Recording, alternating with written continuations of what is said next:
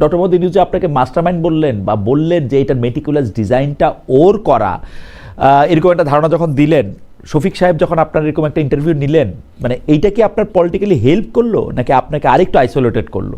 কি মনে হয় আপনার, জনাব মাহফুজ আলম?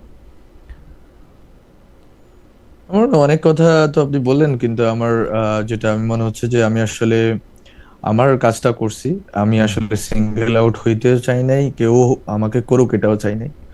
অবশ্যই এটা আমার পলিটিক্যাল জার্নিকে অনেক ক্ষেত্রেই আমাকে বাধাগ্রস্ত করছে, কারণ হচ্ছে তখন মানুষ একটা কমন টার্গেট পেয়ে গেছে যে যার উপরে সব দোষ চাপাই দেওয়া যায়, যে নন্দ ঘোষ। হুম। ফলে নন্দ ঘোষটা আমি হয়ে গেলাম আর কি। সো এইটা তো আমার জন্য অনেক বড় একটা কঠিন জার্নি ছিল এবং এখনো আছে। কিন্তু স্যারের ক্ষেত্রে আমি যেটা বলবো এটা মানে এটা ব্যাখ্যা করা হয়েছে। স্যারের পজিশন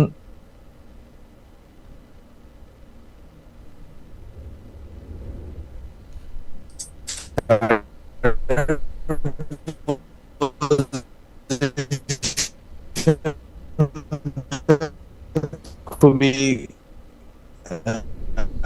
মানে আমি যেটা মনে করি, স্যার যেভাবে হচ্ছে পুরা দুনিয়াতে সফর করেন এবং যেভাবে তরুণদেরকে পরিচয় করাই দেন, এটা কোনোভাবে আমি জানতামও না। আমি ক্লিনটন প্রোগ্রামে আমি হবে প্রথমেই হচ্ছে ওই যে একজন ছেলে উঠে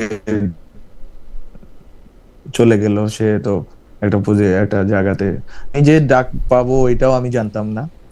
এবং আমি কথাগুলো বলতেছেন, পুরো বর্ণনাটা দিচ্ছেন, তখন এই কথাটা বললেন। এবং স্যার যেভাবে গত তার জীবদ্দশায় আপনারা জানেন উনি তরুণদেরকে সামনে নিয়ে আসতে চান, উপস্থাপন করা হয়েছে যে ওকে he is the only one এবং সেই একমাত্র সবকিছু করে ফেলছে। That was not me actually. স্যারের আগের পরের বক্তৃতাও দেখতে পারেন, স্যার তো এলিভেট করতে চায় যে কাউরে, কিন্তু এই এলিভেশনটা মানে একটা গ্লোবাল প্ল্যাটফর্মে এলিভেশন আর বাংলাদেশের রাজনৈতিক যে অনেকগুলো কমপ্লেক্সিটির মধ্যে, সেটা অবশ্যই এটা অন্য একটা ভিন্ন মিনিং দাঁড়ানো হয়েছে এবং আমাকে তো এটা ভুগতে হয়েছে অবশ্যই। মাহফুজ আলম এখনও ওনার সরকারি বাসায় আছেন, সরকারি বাসভবনে। এই সরকারি বাসভবনগুলি একটু পুরনো হওয়ার কারণে এইটার মানে এটার যে রিসিপশন, সেই রিসিপশনটা একটু খারাপ। আমরা দর্শকদের কাছ থেকে একটু ক্ষমা চেয়ে নিচ্ছি। আমরা আশা করব যে রিসিপশনটা একটু ভালো হবে। আবির ভাই, আমি একটু আপনাকে একটু চেষ্টা করতে বলি যে এটা যাতে একটু রিসিপশনটা ভালো হয়। মাহফুজ সাহেবের কাছে আমার একটা প্রশ্ন আছে। সেই প্রশ্নটা করার আগে আমাদের একজন দর্শকের মতামত আমি একটু পড়তে চাই। সেই হ্যাঁ, সেই দর্শকের মতামত আমি একটু পড়তে চাই। দর্শকের মতামতটা খুঁজতেছি আসলে আবার।